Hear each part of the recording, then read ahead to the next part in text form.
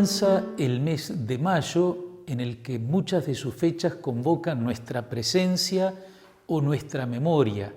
Empezamos por el día primero, Día de los Trabajadores. Los obispos uruguayos hemos preparado un mensaje del que les presentaré una parte. Ese mismo día es la fiesta de San José Obrero, patrono de 2 parroquias y de 2 capillas en nuestra diócesis. El domingo 2, quinto domingo de Pascua, nos trae el Evangelio de la vid y los sarmientos.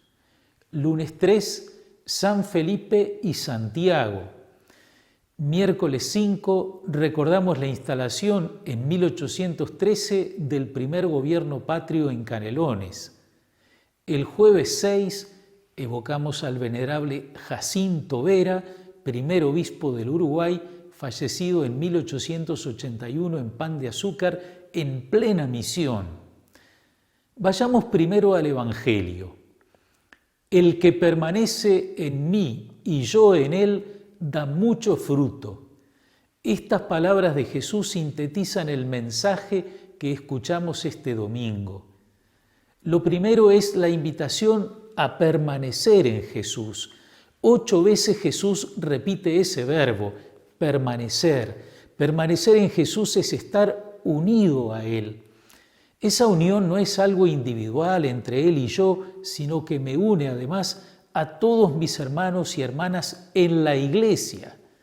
Permaneciendo en Jesús, formamos comunidad, unidos en Él. A esa invitación sigue algo que podemos entender como una promesa.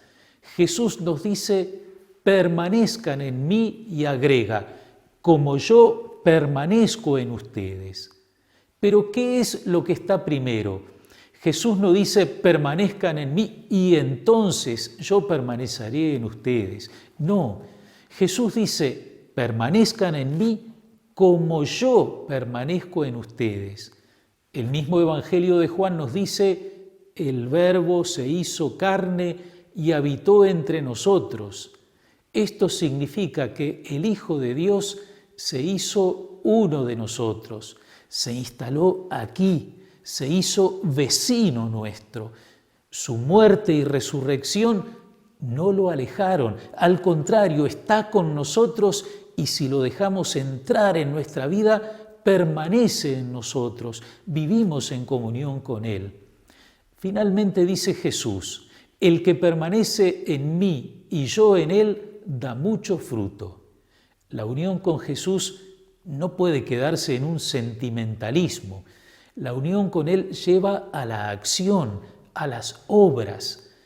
No se trata solamente de hacer cosas buenas en sí misma, sino de que esas obras estén animadas por el Espíritu de Jesús, el Espíritu de amor, ya se trate de una gran organización que preste servicios a muchas personas en dificultades o del simple gesto con el que alguien ayuda a su prójimo en un momento de apuro. El que permanece en mí y yo en él da mucho fruto. El 1 de mayo recuerda a los 5 trabajadores condenados a muerte en Chicago en el año 1886, luego de una serie de enfrentamientos con la policía en medio de una manifestación obrera a favor de la jornada de 8 horas.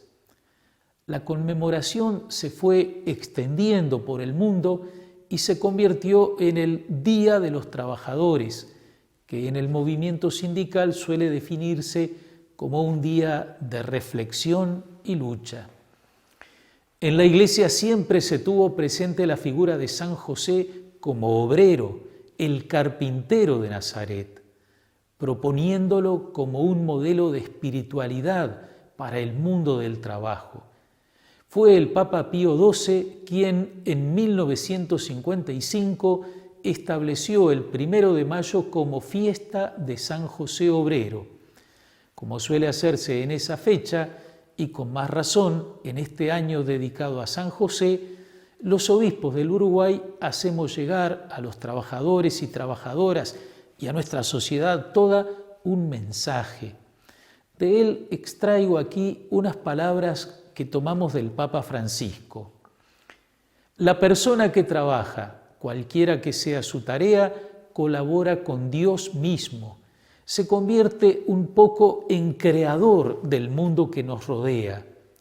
La crisis de nuestro tiempo, que es una crisis económica, social, cultural y espiritual, puede representar para todos un llamado a redescubrir el significado, la importancia y la necesidad del trabajo para dar lugar a una nueva normalidad en la que nadie quede excluido.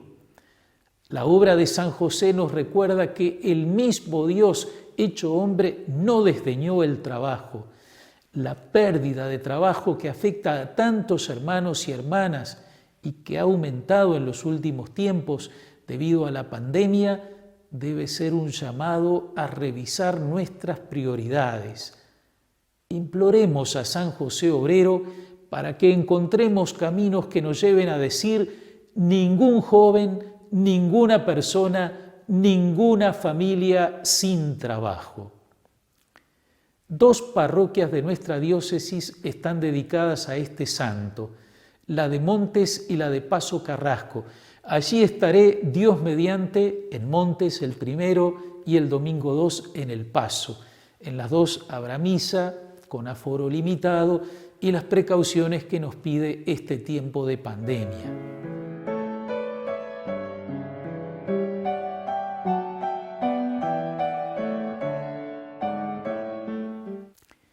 En la semana tenemos también otras fechas para recordar. Lunes 3, San Felipe y Santiago, patronos de Montevideo. Desde aquí hacemos llegar nuestro saludo a la comunidad arquidiocesana. El miércoles 5, un acontecimiento histórico, la instalación del primer gobierno patrio en Canelones en 1813, un hecho que se ubica en el largo proceso que culminara con nuestra independencia. Mientras estaba sitiada la ciudad de Montevideo por parte de las tropas de Buenos Aires y las fuerzas orientales al mando de José Artigas, Artigas convocó a representantes de 23 pueblos de la banda oriental en el Congreso de Tres Cruces. Entre otras decisiones importantes, se resolvió instalar una autoridad que restablezca la economía del país. Así se constituyó lo que fue llamado el Gobierno Económico de Canelones, que en la práctica fue una suerte de gobierno provincial encargado de cuestiones políticas, económicas y de la administración de la justicia en el territorio oriental, el primer gobierno patrio. Finalmente, el jueves 6 se cumplen 140 años de la muerte del venerable Jacinto Vera, primer obispo del Uruguay.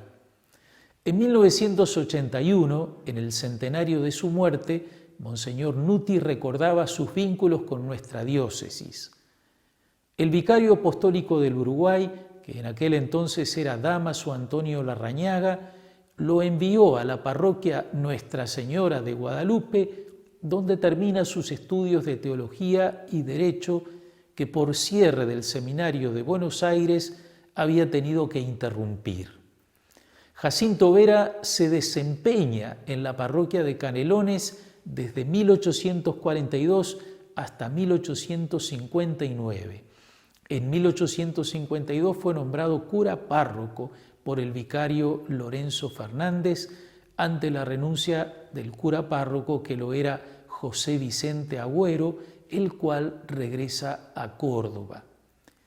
Después de 16 años que gobernó Canelones a satisfacción de sus feligreses, edificándolos con sus ejemplos y con su doctrina, fue nombrado vicario apostólico para todo el Uruguay.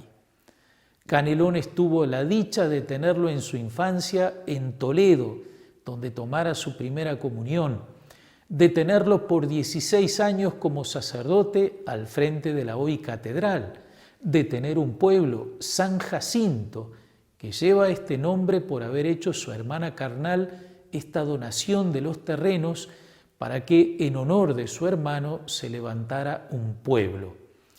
De aquí salió como vicario y obispo para todo el Uruguay. Son todos estos títulos para sentirnos honrados y responsables de su testamento de virtud y santidad. Gracias, amigas y amigos, por su amable atención. Que el Señor los bendiga y hasta la próxima semana, si Dios quiere.